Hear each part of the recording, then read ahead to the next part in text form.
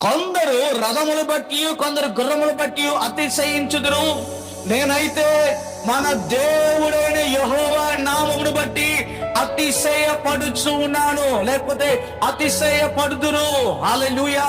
దావీదుకున్నటువంటి యొక్క అతిశయము లేకపోతే ఆయన ధైర్యం ఏంటంటే దేవుడే. దేవునికి స్తోత్రం కలుగునగాక. కొందరు ఏమంటారంట, వారికి కలిగిన గుర్రములు బట్టి, వారికి కలిగిన స్వాస్థ్యం బట్టి, సంపదను బట్టి అతిశయపడతారు. నేనైతే దేవుని బట్టి నేను అతిశయపడుతూ ఉన్నాను అని దావీదు అంటున్నాడు. హల్లెలూయా.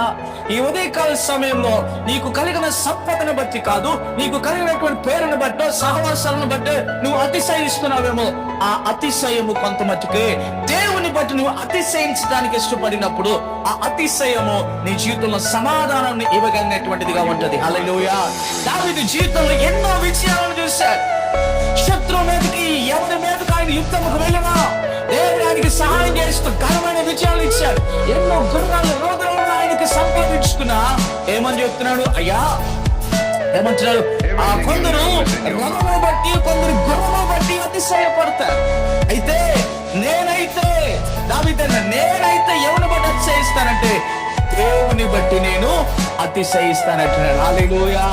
ఏమండి, ఒక 1000 గుర్రాలు ఆయన కలిగి ఉన్నాయి, ఇంకా ఎక్కువ స్వాస్థ్యం ఆయన కలిగి ఉంది.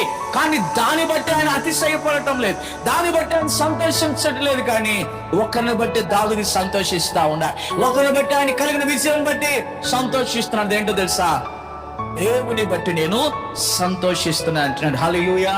నువ్వు చెప్పగలుగుతావు, ఈ రోజున నా కలిగిన ఆస్తిని బట్టిగా నేను సంతోషిస్తూ ఉంది, నా కలిగిన పేరుని బట్టిగా నేను సంతోషిస్తూ ఉంది, నేను కలిగిన నా దేవుని బట్టి నేను అతిశయిస్తా ఉన్నాను. నువ్వు చెప్పగలుగుతావా?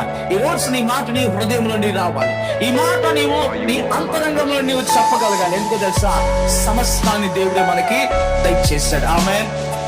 హల్లెలూయా. దావీదు అంటాడు, అయ్యా నాకు కలిగిన పేరు ప్రఖ్యాతులు కీర్తి ప్రతిష్టలన్నీ కూడా నాకు దయచేసిన దేవుని బట్టియే అన్నాడు. హల్లెలూయా. ఈ మాట ఎవరు విన్నారో తెలుసా, రాజైన హబక్కు దావీదు యొక్క విషయములు విని ఏం చేశాడు, దావీదుతో స్నేహం చేయడానికి ఆయన ఇష్టపడ్డాడు. ఆమేన్. ఒక మంచి వ్యక్తిని గురించి విన్నప్పుడు ఏం ఆలోచన చేస్తారు? సాధారణంగా ఒక మంచి వ్యక్తి, ఒక వ్యక్తికి మంచి పేరు సంపాదించిన వ్యక్తిగా ఉంటే మీ హృదయంలో ఏదో ఒక సందర్భంలో ఆలోచన కలుగుతుంది, అరే నేను కూడా ఆ వ్యక్తికి సహవాసంగా ఉంటే ఎంత బాగుందో అని ఆలోచన కలుగుతుందా లేదా? లేదంటే కొందరికి ఏం కలుగుతుంది అంటే, ఒక వ్యక్తికి బాగా పేరు ప్రఖ్యాతులు బాగా సంపాదించాడు అనుకోండి, మంచి సంపద సంపాదించి ఉంటే, అరే ఆ వ్యక్తికి నేను కూడా స్నేహితుడిని అయితే బాగుండు కదా, నాకు కూడా కొంత పేరు వస్తుంది కదా అని ఆలోచన చేస్తారు. దానికంటే ఏమండి, యెహోవాకు సంబంధమైన ఆ విషయాల కంటే పర సంబంధమైన దేవుని యొక్క ఆ సహవాసము కలిగి ఆయన మనకు కనుగొన్న దాన్ని బట్టి అతిశయించినప్పుడు అది ఎంతో గొప్ప భాగ్యమైనదిగా, ఎంతో గొప్ప అతిశయోక్తిగా మనము మాట్లాడగలిగే వారముగా ఉండగలుగుతాం. దేనికి స్తోత్రం కలుగును గాక.